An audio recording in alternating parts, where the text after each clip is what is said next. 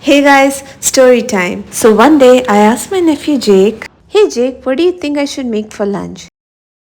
One fried chicken, please.